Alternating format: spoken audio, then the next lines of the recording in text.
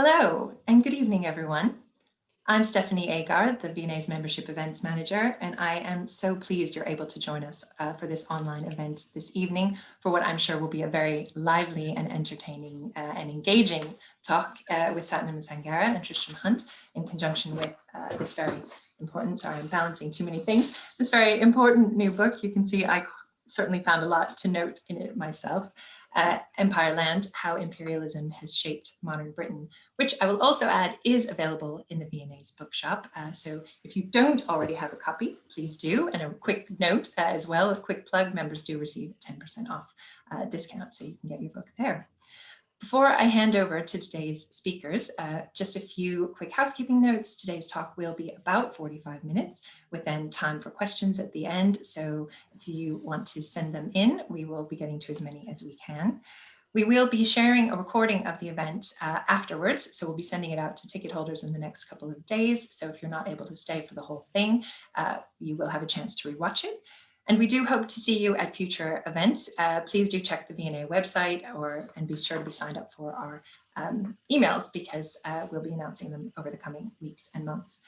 But now I'm absolutely pleased and honored to introduce author, journalist, and proud Wolfrunian Sathnam Sanghera, who, or perhaps should I say, welcome back, because for some of you, as some of you may remember, Sathnam did join our program in 2018 to talk about his lovely memoir, The Boy with the Top Knot, which if you haven't read that, I also highly recommend. That one and also his follow-up novel, Marriage Material, were both shortlisted for Costa Book Awards, and just given all of the acclaim that Empireland has received so far, I'm sure, Sathnam, that you will be in line for more accolades in the near future. But I know we are all really excited to hear a very thought-provoking discussion. So on that note, I'm going to hand over to Tristram Hunt. Tristram, over to you. Stephanie, thank you so much, and good evening, everyone. My name is Tristram Hunt. I'm the director of the Victoria and Albert Museum, and it's a great pleasure to have Sathnam Sanghera with us to talk about his brilliant book, Empireland. And we're going to be thinking this evening about these crucial themes, very topical themes now, of empire, identity, collections, and colonialism, because the subtitle of Sathnam's book is How Imperialism Shaped Modern Britain. And as Stephanie said, the Q&A function is open, so do put your questions in. Sathnam and I are going to talk for around 40-45 minutes. I'm going to hopefully ask most of the questions, but I know Sathnam has some of his own questions. And our first question in the box was greetings from Stoke-on-Trent. So we can't begin better than that. And Sathnam even has his Emma Bridgewater mug with him, which is the best earthenware in Britain. So this is a really rich book, which to my mind has the great benefit of drawing together many of the current debates around empire, as well as some of the ongoing academic disputes, in a really interesting and challenging and urgent text. The book's central thesis is the British nation's often willful ignorance of its imperial past. Empire, Sathnam suggests, is a subject weirdly hidden from view in politics, in our schools, in our museums. And I would just say, up to a point, Lord Copper, at that moment. If we could have the first slide, just as a brief intro to, obviously, the V&A. And here you can see, obviously, one of the most important items in the collection of the V&A, known as Tipu's Tiger, which Sathnam rightly references in his book, because the collections of the V&A have a very, very strong colonial and imperial past. One of the founding collections here at South Kensington was the East India Company repository, that the act of colonialism, as Sathnam suggests, was also around the psychology of collecting. And much of that collecting then came into the V&A. And this incredible man-tiger organ, which shows the tiger decapitating the European officer, was taken at the 1799 storming of Seringapatam from Tipu, Tipu, the great ruler of Mysore. And here you can see just the other picture, how we seek to ensure that these collections are shared widely across the UK. And the Crafts of the Punjab was a great exhibition at the Herbert Art Gallery and Museum in Coventry, looking at the South Asian collection. And indeed, Sathnam himself saw some of the V&A collections on show around the country. Next slide, please.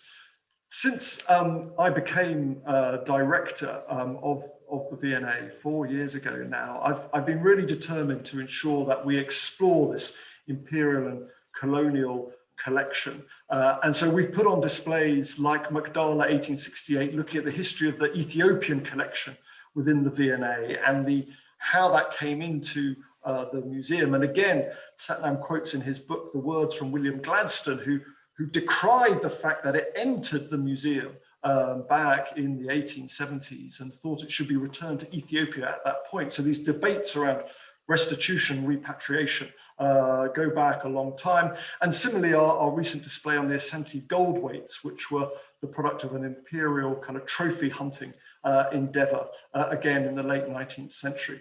And finally, our Laughing Matters display, which looked at some of the colonial and imperial tropes within our performance collection, but also how that was then reverted through comedies like Goodness Gracious Me and some contemporary Nigerian comedies as well. So these issues are alive in the museum today. And I might just begin then, and that's the end of the slides, thank you. I might just begin then, Sathnam, with asking you about, in a sense, this book is about your self-exploration and discovery of how you were framed through an imperial inheritance and legacy. And that moment when you saw a V&A show in, I think, 1999. Yeah, I think that's right, yeah. Exactly. What was that? Was that part of the process which ends up with this book, I suppose, is my Yeah, it's taken me 43 years to get to this point. I was highly oblivious of history. To be honest, I'm not the kind of person who would read a history book because I read novels, write novels. I'm looking for character, romance, narrative, and history books I find just full of facts. They're often arguing with other historians, and it feels like they're not for people like me.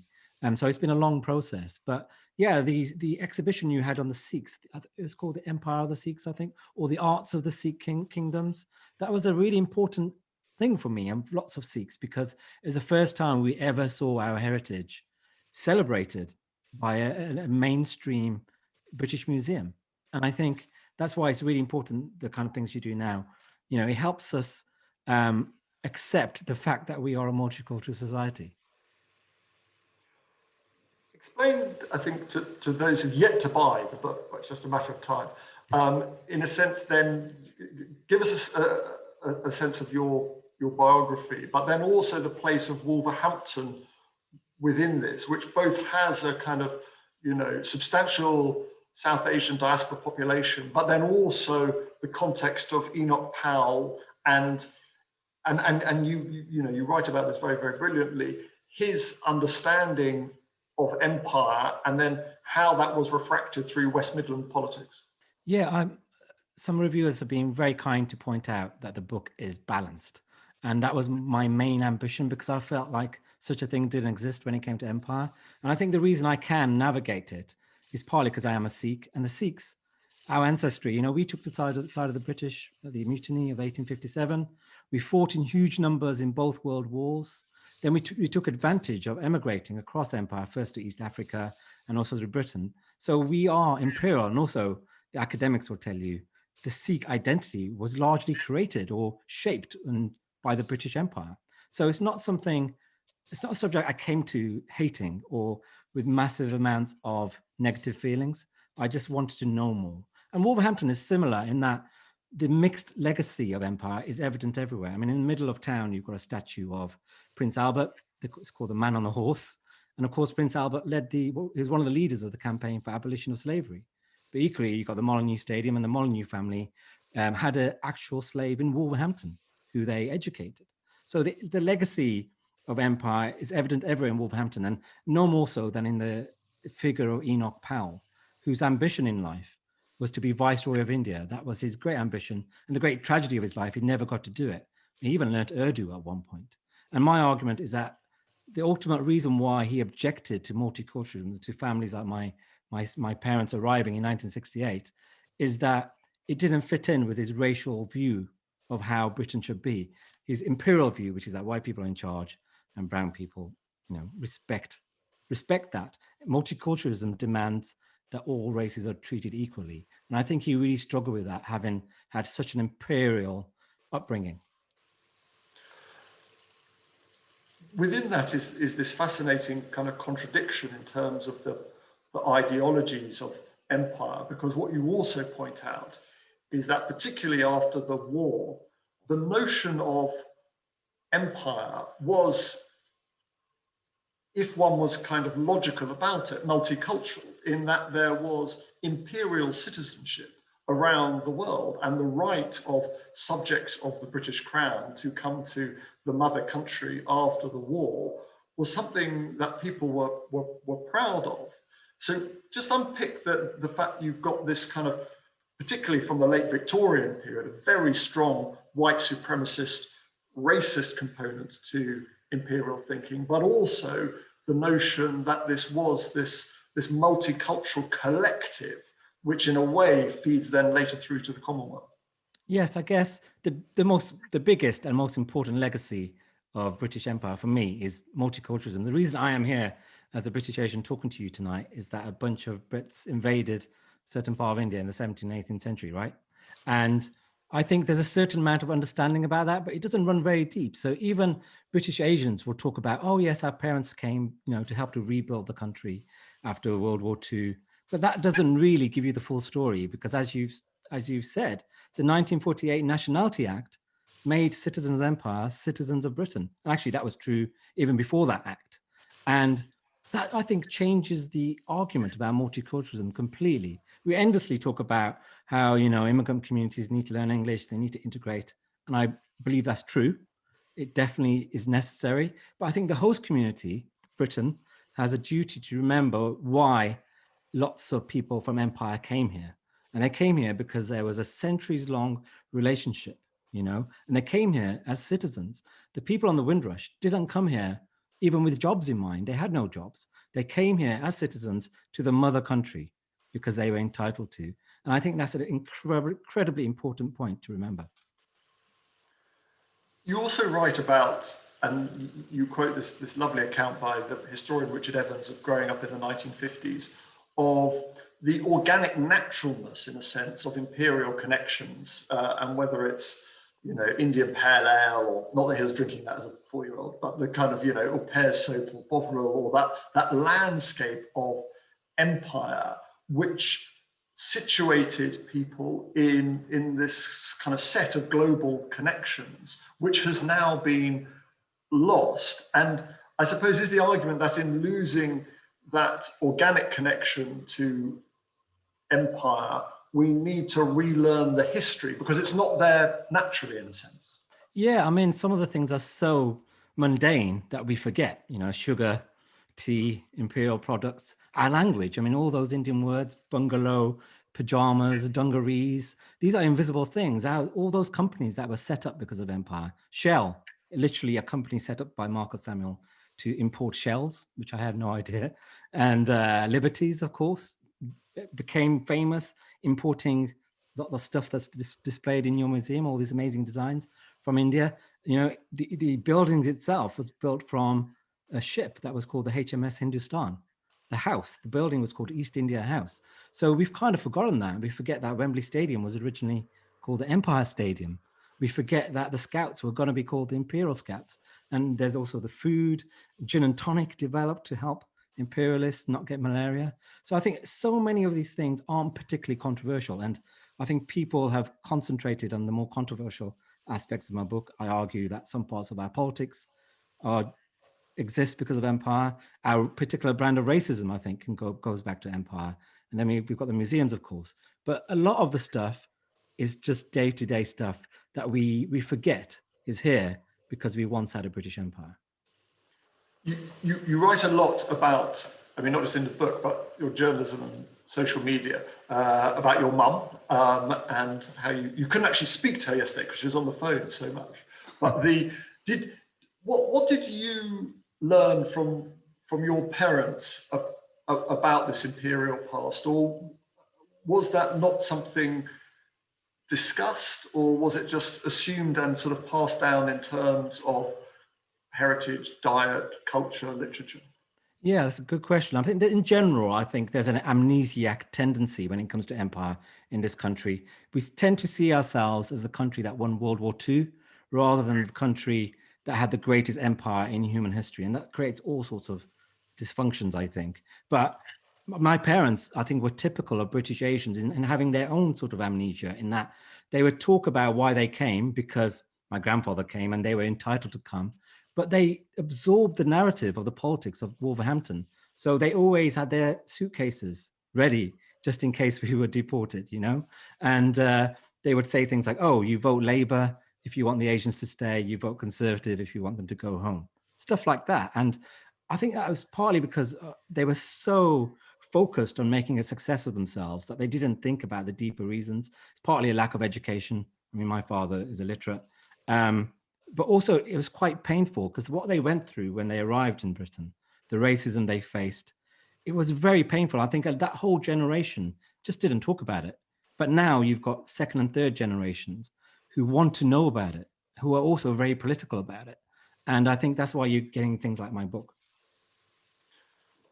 Let's talk about the racism. Um, how did empire and legacies of empire inform, as you write, the particular, as it were, brand or strand of racism that you know was experienced by yourself and others in Wolverhampton, but in the UK? What's your argument around empire and racism today? Yeah, I mean, the most obvious thing is racial violence, which existed against certain ethnic groups in empire. It could be quite brutal. Continued in modern post-war Britain, you know, with Paki bashing and Wog bashing and so on. It was almost a sport in parts of the Midlands to chase, you know, Asian people on a Friday night. And then you've got the fear of mixed race relationships. You know, when you look back at the race riots that happened in the 20th century, so often they start when a black man or a brown man is seen with a white woman. It's like incredible how many times that happens. And that in itself goes back to empire, in that there was, especially in the 19th century, a division between who you could have relationships with. You know, white people had white spouses, vice versa. And then you had the color bar, you know, the imperial Brits socialized in their own clubs, very much kept separate from the Indians and the Africans and so on. And that continued in post-war Britain. I mean, there was a color bar in Wolverhampton Working Men's Club up to 1984. Even now, I would argue there's certain pubs in the Midlands you go to if you're brown and certain ones you don't. And then, of course, you've got the racial stereotypes, and the British Empire came up with these incredible generalizations about certain ethnicities. So the Sikhs were a martial race, not that you'd guess it from my physique. And they even wrote handbooks explaining why we had the perfect size noses and right kind of eyes and the right size chests to be the martial spirit. And I think these stereotypes continued into, you know, modern Britain. You have the idea that's still persistent. I think a recent survey found that 44% of British people thought certain races were born to work harder than others, which goes back to a stereotype about how Black people were born lazy and they needed compulsion to work, which goes back to slavery. And I think those ideas still persist.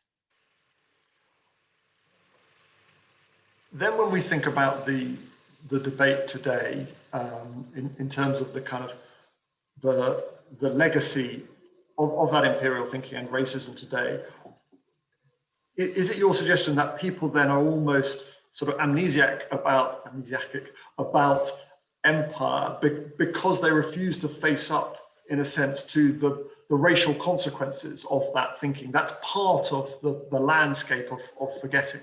Yeah, but more profoundly, I think there is a popular view that Britain is incapable of racism. I hear it all the time. Like people say, oh, you haven't ever seen or experienced racism, Sathnam. Look at you, you're working for the Times.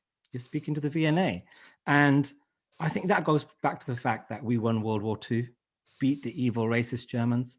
We abolished slavery, you know, so it's created this idea that racism is beyond us, like we've somehow defeated it, when it's just not true. And I think that, combined with all the things I said earlier, creates real problems. Because if you don't acknowledge that racism exists, how can you ever confront racial injustices?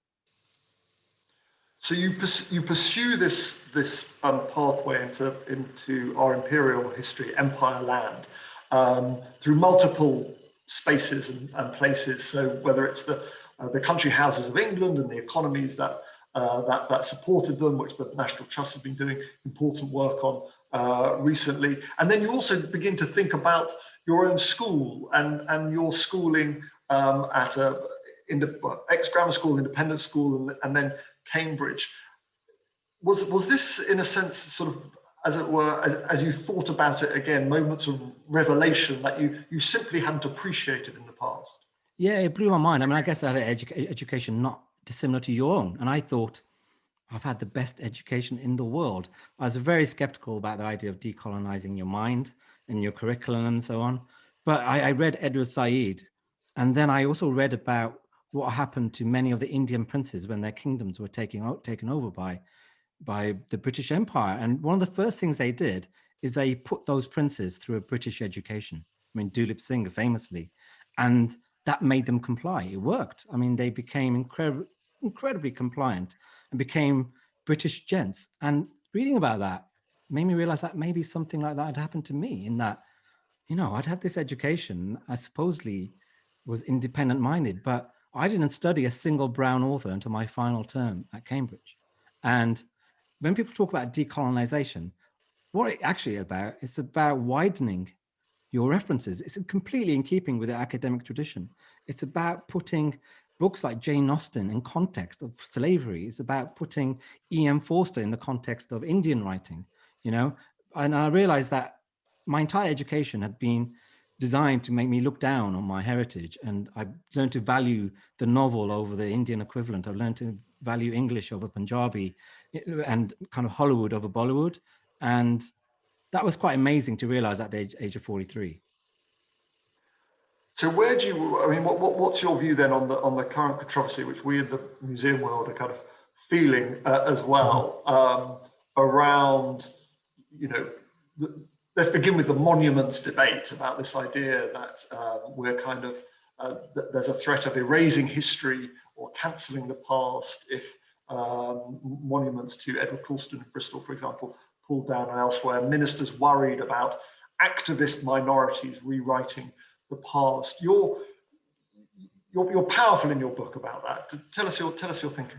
Yeah, I was going to ask you about that. And I was thinking today about that famous line, is that when you're used to privilege, equality feels like oppression. And I feel like something similar is happening with the imperial story. The imperial story has always been told in a certain way with a certain kind of, frankly, white person telling a certain view of events. Now you've got people like David Olusoga and me and so on, who are telling the other point of view. And I think people feel like it's a personal attack. They feel very threatened. Also, it's become weaponized, frankly, by politicians who realize they can sow division around the subject of empire. And it plays very well in focus groups, because there's a view that protecting British history is protecting Britain, because empire is so poorly understood. And it does really well for them. It's equivalent of attacking people like me for being woke, is the equivalent of putting a Union Jack up in your background, on your Zoom background, right? And so it's quite depressing, because I feel like it's anti-intellectual. And, the idea of history, 400 years of history being something you can reduce to almost a 5-star review on Amazon, it's insane. I mean, what does it mean to say you're proud of British history? Well, you're proud of slavery? Are you proud of the abolition of slavery? Are you proud of Sadiq Khan? Are you proud of me? It's too big. It's like saying I'm proud of biology. I'm proud of jelly. It's inane, but it works. And I was going to ask you, how do you feel about it? I mean, I subscribe to the same view that much of the language around decolonization. I mean, I have a challenge around the particular phrase decolonization, because for a place like here at the V&A, where we're full of the colonial past, to decolonize doesn't make sense, because it's all amongst us. But what you can do is tell much broader and richer stories, and we've got to do more of that. And that means our programming, that means our collections, our acquisitions, how we kind of display the permanent collections. And all of that adds to the story and understanding, and particularly for the V&A, because our collections are global, but we have told narrow stories of those in the past. So I mean, as a director, I don't feel threatened by these conversations at all. I think they add to our understanding. I mean, I think, and I think museums are slightly distinct from this retain and explain policy that the government wants for public monuments, so don't pull them down, but sort of explain about the context. Because in museums, we are removing and rotating and adding and exchanging all the time. That's what we do, because the past has to be alive. If we, as it were, retained and explained in museums, we'd have the same displays on since the early, 1860s. So it's a slightly different argument, I think, within the context of the museum world. Yeah, I believe you. And also, I suspect we have very similar politics. We're basically centrist stats, you and I. But I mean, what you just said, is something that a lot of politicians at the moment would say you're responding too much to the protesters, the activists. I mean, how do you feel when someone like Oliver Dowden says, he's threatening to withdraw funding to heritage organizations that respond to woke activists? Well, which is what you're doing essentially.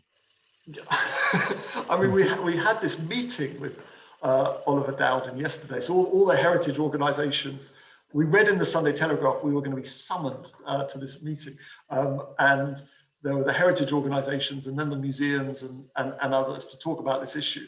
And what was really healthy was sort of us saying it's really important that museums are independent, because it's the worst thing in the world for museums have to respond to one minister, 1 month, then there's another one, and then there's a change of party. And, we've got to be independent and reflect on our scholarship and research and collections to present the stories that we think are valid. And his argument was that, yes, you should be independent of ministers, and he agreed to that, and that was really, good. So that felt positive. But his argument is that you should also be independent of kind of activist, quote unquote, woke minorities. And I feel we should engage all of those. I think ministers have a right to be involved in a conversation about our past and our identity and how that's framed. But I also think if, for example, with the Ethiopian diaspora community, very passionate about our collections, loot taken in the late 1860s, how they're presented and displayed and understood, it's absolutely right that those active minorities in a good sense have a sense of purchase over how those items are displayed and interpreted. And I think we should be big enough, as we are as institutions, to be able to kind of speak to and meet both elements of the conversation. But I suppose I think that's a very political answer, and this is why you're good at your job. But I do feel like there is no way of telling these two extremes, because it's a culture war. It's a very extreme. So what do you think about when the government says, oh, the National Trust should be stopped from, publishing research into the colonial heritage of its houses? I mean, if someone else was doing that, that would be called cancel culture. Because the government does it, it's somehow acceptable. And what do you make of something like that? Oh, I think we should have more publications. I think we should have more research. I mean, you cannot understand Kedleston without understanding, Curzon, without understanding Egypt, without understanding South Asia. We all know from like Edward Said at Mansfield Park and all the rest. You can't understand how these houses sat at the center of these great kind of global and imperial networks without that research. And I think it brings more people in. I think people are interested. And I think there's a generational thing, which you probably experience more than me, around a real interest amongst the public, and this might come up in the Q&A, and do keep posting questions, around interest in the history of histories, interest in the history of collections, how stuff came here and in what way. And if we want to bring young people into museums, if the National Trust wants to have a future for the next 100 years, it's got to connect with new audiences in new ways. And thinking about the history of those collections makes total sense to me. Yeah, I like what you're saying, but I suspect our culture minister would hate it. But anyway, let's carry on. I'm glad you said you agree we need to have more research. So no, definitely. Yeah, much more. why do you think, and I suppose this connects with it, that previously there was almost a natural understanding of imperial connections and how that shaped British culture and identity, that fell away with decolonization and the end of empire. And then that history is lost, and you're really strong on the absence of it being taught in schools, in mainstream state education. Tell us a bit about what you learned and didn't learn in your history education, and what needs to change. Well, almost nothing. I mean, I did GCSE history, grade A, but all we did was the Tudors and the World Wars. And even when we did things that had an imperial dimension, it wasn't mentioned. So both World Wars, the millions of imperial troops who fought in both World Wars didn't come up as a subject, never mentioned in any Remembrance Day service. The dozens that I sat through, no one ever said to this racially diverse student body, by the way, you guys were there too. We used the resources of empire and the people. They were fighting for a nation that colonized them. I think that's a pretty big point to make. We studied the Irish potato famine. That was probably the closest thing I got to an imperial education, but no one cared to compare it to the famines that were happening in India, to all the Indians who were in the class. And I think this amnesia, there's so many reasons for it. I think one of the reasons is it's very complicated. Secondly, it's very painful. Thirdly, it's very contentious. But one of the reasons I think is that we haven't been invaded in the modern age. So there's never been a need for us, like say France after World War II, to face up to what we did. Empire is always something that happened over there. So we've never confronted it. So it comes out in all these weird ways. But I mean, do you find it strange as you step back, just you mentioned France. I mean, I think the debate in Britain at the moment about the colonial and imperial past is markedly more advanced and engaged and active than it is in France, where the Algeria question is only now beginning to be explored properly in a kind of public history manner. In Spain, in Portugal, in Italy. I mean, did you, I mean, it's not there in the book, but maybe, as it were, in broader conversations on where kind of Britain is in this conversation about colonial and imperial legacies relative to other European nations? Yeah, I've been thinking about this a lot. And I think there is something, it's not just a problem that afflicts the British. I mean, empire nostalgia, there was a survey done for Ipsos Mori 2 weeks ago, which found that the Belgians, the Dutch, the French, even the Germans were nostalgic for their former empires. But we had the highest rate of nostalgia. Something like 28% of British people wish they still had a British empire. So it's a particular problem for us. But in terms of being nostalgic for empires, the Sikhs are quite a good example in that you'd struggle to find many Sikhs who will say that their empire was anything other than cosmopolitan, peaceful, loving. And I think there's a large degree of nostalgia at play there as well. So I think there's something natural to want to believe the best about where you're from. So I get it. But I also believe that you need to understand the darkness, because it's like therapy. I mean, by understanding the ways in which you're dysfunctional means that you don't repeat the mistakes, and it means that you have a better sense of yourself as you go forwards. And the best example of this is Germany. Even though they have their own issues with their own empire, the way they've dealt with their World War II story on almost a daily basis, with their art scene confronting it, with the politicians talking about it. Even when you're training to be a police officer in Germany, you're told about Nazi policing. I think that's a real example for us. And is that, and this is, I mean, we can discuss this, is in a sense that important to your critique, that actually one should understand the British Empire at certain moments in the same paradigm as Nazi Germany and the Nazi Empire? Yeah, I actually think it's very unhealthy to draw comparisons to Nazi Germany, because it just wasn't the same thing, but there's an example in just the principle of dealing with difficult history. I mean, there's a brilliant book by Sue Nyman. Don't know if you've read it. It's Learning from the Germans, where she compares how America has dealt with its racist history and how Germany has. And Germany comes out really well. But I think even America is ahead of us. We like to look down on America as being more dysfunctional than us when it comes to race. Well, I think they're ahead because there's an actual conversation there about the reparations for slavery. Joe Biden's spoken about it. Kamala Harris has spoken about it. Whereas here, we're still having the conversation about whether racism exists, and we just go around in circles. And the level of the response I get from people saying, oh, if you a brown person and you talk about empire, the most common response is, well, you should be more grateful. Look at what Britain's done for you, which helps conceal the fact that I am actually British. I have nowhere to go to. I can't go back to where I came from unless they mean Wolverhampton, and they wouldn't say that to my white colleagues. So I think the way we deal with it is probably the most dysfunctional of all the nations you've mentioned.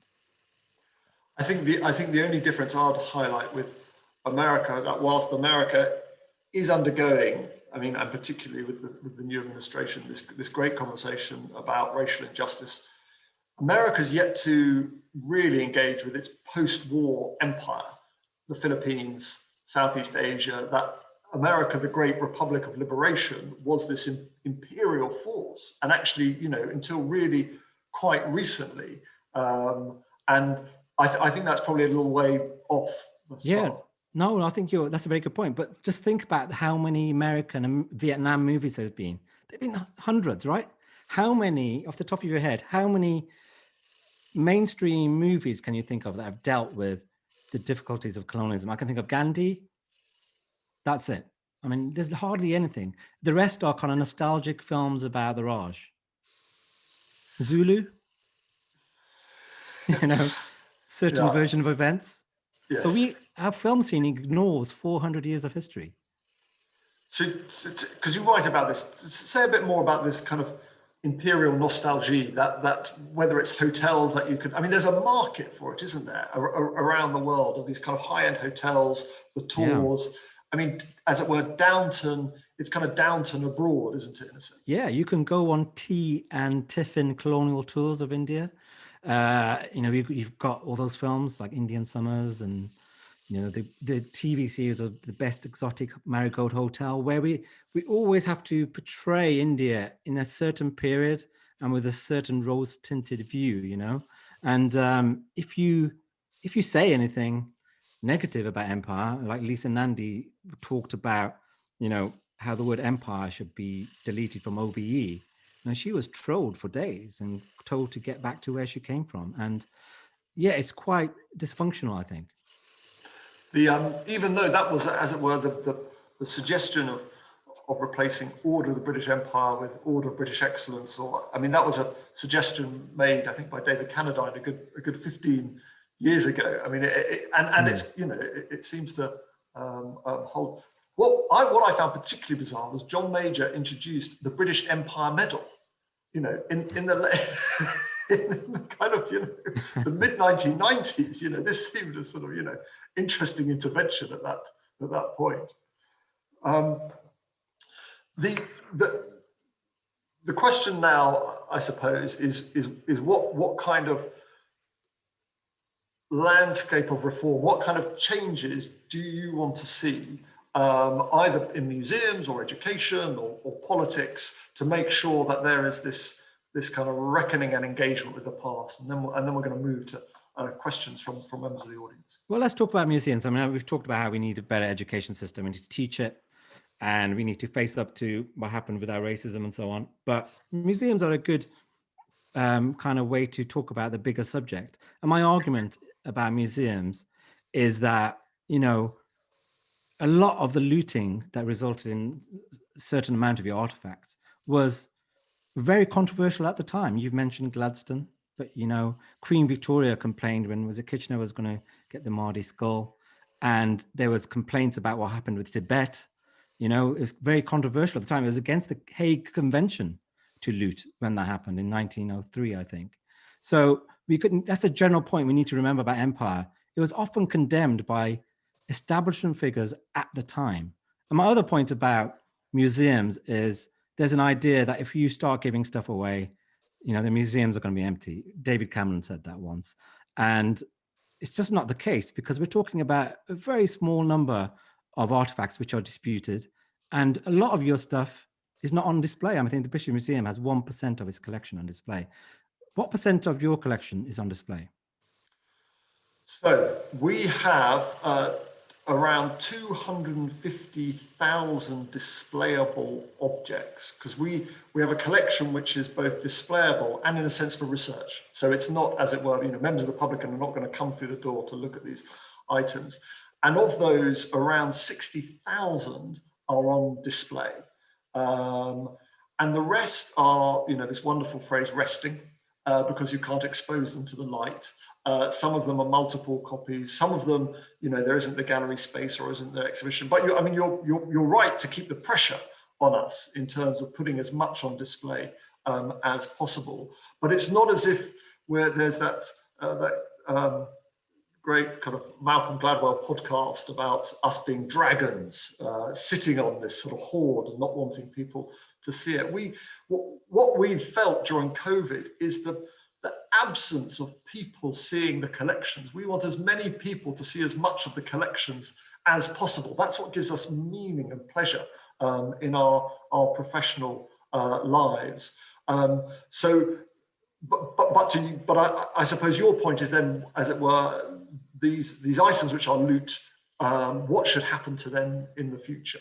I guess my point is, the question for you is, say if you handed back a few things, I think there could be incredible exhibitions, there could be incredible scholarship. It would really boost relationships internationally for you, for the nation. It could be a really positive thing, and you wouldn't be left with an empty museum. That's my point. Yeah, no, we would not be left with an empty museum. Our challenge is this: that if we were a university museum or a private museum or a local authority museum, to restitute or repatriate would be doable. As a national museum, under the terms of our foundation, we are unable to deaccession any objects within our collections. Because there's a law. There's a law. 1983 National Heritage Act. Yeah. So in that context, and there are good arguments for that law, because previous directors of museums and administrations have got rid of the most wonderful stuff because they felt it had fallen out of fashion or wasn't correct. So as it were, being a collecting museum is important.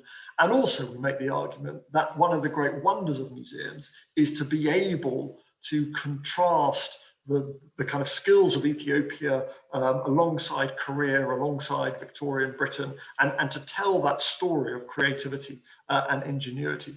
So with our Ethiopian collection, what we're seeking to do is build a partnership with institutions in Ethiopia where we can have these items on long-term loan between Addis and London. And quite rightly, they say, well, hold on, you want us to borrow from you stuff you stole from us. Yeah. And we say, well, at the moment, that's all we can do. And so it's for the V&A, the Ethiopian collection and the Ashanti collection are the areas where we're working really hard in Ghana and Ethiopia, and with their embassies, great embassies in London today, to think about exactly as you say, how we create great exhibitions. But I think we should go further than that, which is to say, okay, let's absolutely think about these items, but why not send Wedgwood and Turner and Constable and Botticelli's and the other wonderful works we have in the collection, and have a richer partnership? And that's what we're seeking to work on at the moment. I'm just going to ask you two questions. Okay, then we got all these people want to ask you questions. Yeah. First of all, would you like the law to be changed so that you could give stuff back? That's the good question. I think we can debate the law. I think we can look at the law. I think one has to be careful about the politicians, as it were. This is where Macron has got in trouble. When you're doing it on a political timetable, you can get in difficulties. And what you want to do is to begin with the object and to work from the object. So I'll be willing to look at it, absolutely, but not on a kind of political diplomatic basis rather than a curatorial basis. Ain't gonna happen, so you're okay there. Final question.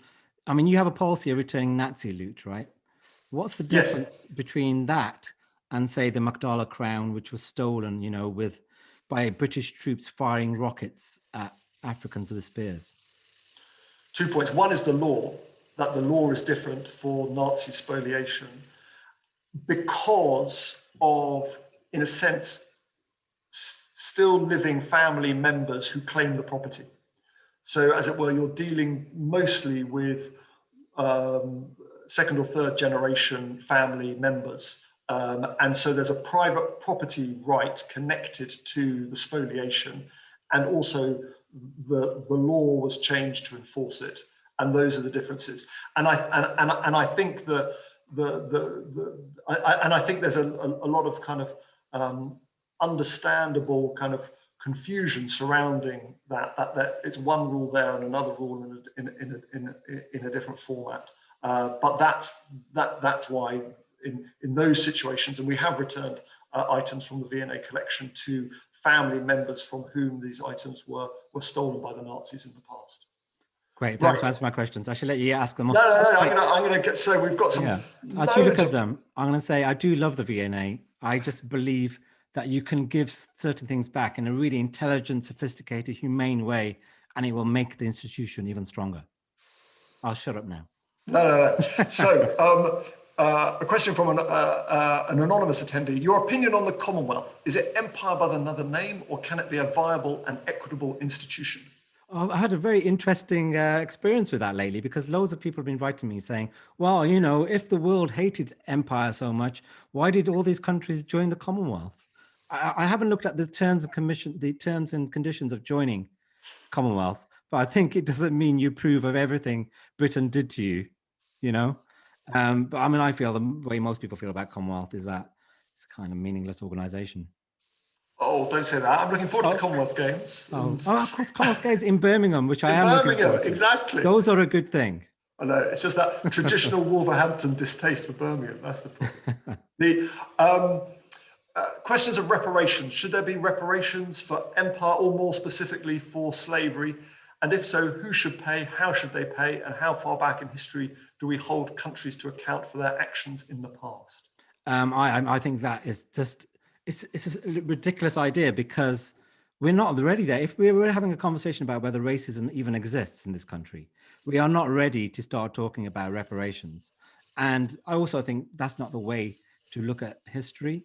I mean, we can think of the legacies of racism and how that's disadvantaged certain groups. So I like the idea given to me today by this venture capitalist who said, oh, if you want to make amends for what happened with slavery, you should put money into funds that support Black businesses.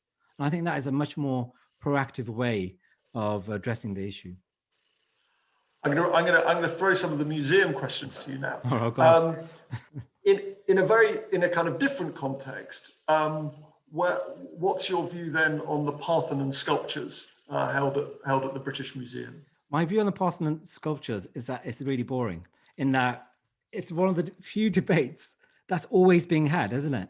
And it kind of conceals any, or stops any discussion of much more interesting subjects. So the two things I talk about in my book, the Tibet expedition and the 1868 Ethiopian expedition, are just so much more interesting. And the Parthenon thing is just something that's always in the news, a bit like the weather, you know? A different museum question, a kind of challenge to you, and this is sort of interesting on multiple differing levels. The British founded, quotes, the British founded 100 museums in India crammed with artifacts. The 1904 Ancient Monuments Conservation Act forbade the removal of antiquities from India. What's your response to that? But I think more broadly, that question, which is really interesting, not least in terms of Curzon, in terms of kind of historicism and preservation as part of the imperial imagination and imperial project. Yeah, that was something I didn't know, that a lot of the imperialists like Curzon and Kitchener were massive collectors, and they did incredible things, collecting things that would have been lost. But now we're in a situation where, you know, there's great museums, especially in Africa, in Senegal, and they have spaces available to take these things and look after them. So the argument that if you give stuff back to India or Africa and so on, the stuff will be destroyed, I don't think is valid anymore. No, I think that's totally right. And it can't be, it's an invalid excuse. What's your view, just to push it out a bit, in terms of some of the, and I don't know if you've been following President Modi's plans for the redevelopment of New Delhi, and how they're thinking about that history in terms of modern India today. Yeah, Modi is a very good example. It relates to everything we've been talking about, in that the BJP, his party, are launching a culture war almost exactly the same that we have over here. So they're talking about historians who aren't patriotic enough, who should be deleted and cancelled, right? And they want a certain view of Indian history. And I guess what they're doing in Delhi is part of that. I mean, I'm very much in general a fan of keeping things, you know. And when it comes to statues, I think you can protest if you want. You could pelt them with tomatoes once a year, which is Robert Winder's idea. Is that once a year we all get together and pelt Lord Clive with tomatoes, and then the people who love it can celebrate it any day of the week. But in general, I'm not a fan of tearing down history, not history, but monuments and so on. And the fascinating thing about Delhi is obviously it's always been this place where every civilization in South Asia wants to put its version of it. This would be the kind of 8th Delhi, I suppose, coming through the city. I feel like William Dalrymple needs to write another book about what's happening now. What you criticise, but maybe this draws on a number of questions. Sort of the audience would like to know a bit more. This idea of balance, this idea of the kind of spreadsheet of empire, the good and bad, and totting them up. Why doesn't that make sense? Because, I mean, okay, so you're talking about balancing what with what? So you're talking about balancing Jallianwala Bagh, where 900 people were shot dead for no reason, with the Indian Railways. I mean, even if the Indian Railways were a generous gift the British gave the Indians, how do you morally weigh that up? I mean, I did A-level maths. I mean, it just doesn't make sense, you know? And I don't know how many nations do that. It feels like only we really do that, and this obsession with coming to a conclusion. And it reduces everything to feelings, you know? It's all about whether you feel pride or shame. And I don't think history is about that. History is about facts and arguments. And it doesn't care. I think David Olusoga said this the other day. History doesn't care about your feelings, man. Give it a rest. Let's talk about the facts. Your book is, bestseller. Everyone's talking about it. We're talking about it. What are you picking up from? And you don't need to tell us who, but you tweeted that a cabinet minister was reading it. What's your sense that kind of policymakers and politicians, either in education or museums or heritage, what kind of response are you getting to the arguments you've been making? You know, I didn't expect to write a bestseller. It's really weird. It's made me realize I've not really been successful until now. And it's been odd. I mean, so many people, so many establishment figures are reading it. So Sajid Javid's reading it. I can say that. I don't think he's ashamed of that. Baroness Warsi, Chris Patton gave me a rave review in the tablet. And it freaked me out about why all these Tories were reading it and liking it. And I think I understand it. I think it's because they can see their party's being hijacked by a bunch of right-wing culture warriors, and they want to bring back one nation Toryism. And I think you can read this book and and agree with a large amount of it and be a one nation Tory. And I think so. That's been very surprising. But yeah, I mean, I guess the British ambassador to India is reading it. Maybe he has to. I mean, now. I haven't actually heard from any Labour politicians, but it's very surprising and encouraging. And the minister who is reading it, I can't give you his name, but he's involved in these, he's been writing the stuff about these culture wars and statues and so on. So I sometimes think that maybe they don't quite know what they're doing. They just know it works. They haven't thought about what it means. Well, I think Michael has more time on his hands these days, so I'm not surprised he's reading your excellent book.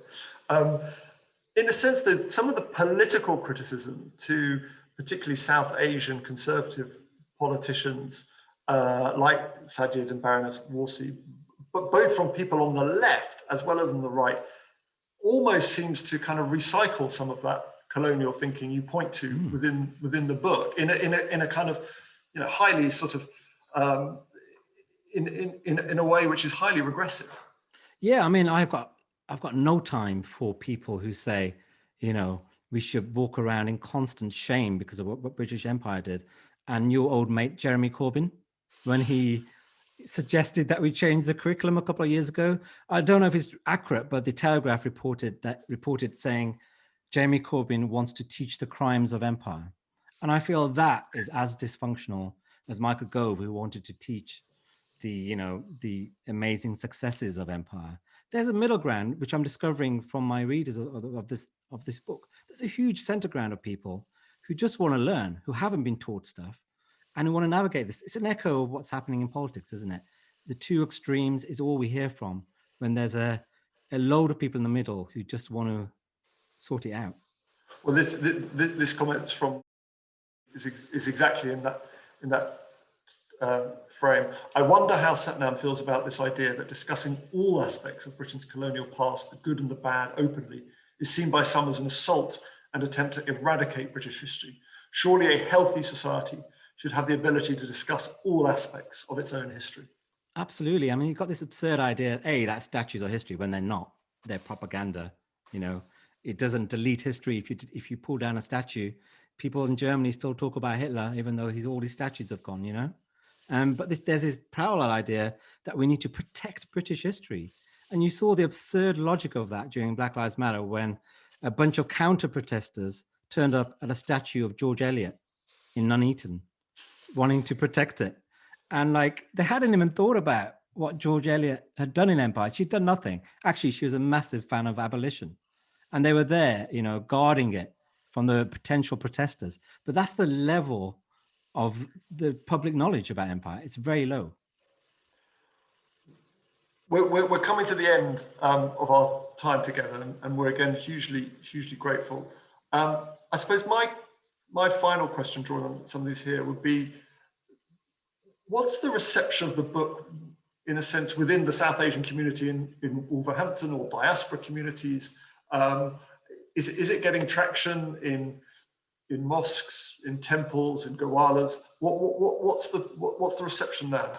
Yeah, it's been incredibly encouraging. I mean, so many people writing how I felt, which is that they wanted to know about it, but they didn't know where to go because A, it's all politicized, but B, every book on history is so long, It's like you can't find a book on British Empire that's less than 500 pages. So I think one advantage of Empireland that it's quite short. And it's been very encouraging from young people and their parents, people asking for it as their 16th birthday gifts and so on. And I've been asked by my publisher about whether I want to write a kids version, and because it's got quite a lot of violence in it. And I actually decided against it because I think it is the kind of book that I would have wanted when I was 14 or 15. It's probably too much for someone who's 13, but someone who's doing their GCSEs or A-levels, I think is capable of reading this book, and also, frankly, capable of reading William Dalrymple or even Jan Morris, These books are quite accessible. It's just they've never really been available or presented to people of my kind of background. I think your voice has brilliantly kind of caught a moment, and this book, to my mind, as I said at the beginning, manages to capture some really complex debates about the past and its contemporary legacies in a really fascinating, compelling manner. So it's important for us at the museum. It's going to make us reflect more on what we do. I just want to thank you, Sathnam, very much for your time and all your thoughts this evening. I hope those watching this evening will go and look at Sathnam's book, because it's a really, really fascinating read. Or any book. No, thank you, Tristram. I really appreciate the work you do. And it's amazing that you also live in a museum as well as working in one. I've got to go and lock up now, but it's all there. Great. Thank you so much for your time.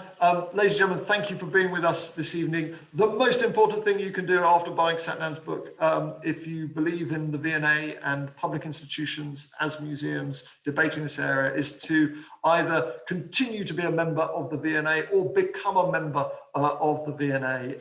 In times of economic challenge and falling public support, the support of members for our activities is more important than ever. So thank you very much for your support, and I hope we can continue your support. Sathnam, thank you. Good night. Thanks very much. Good night.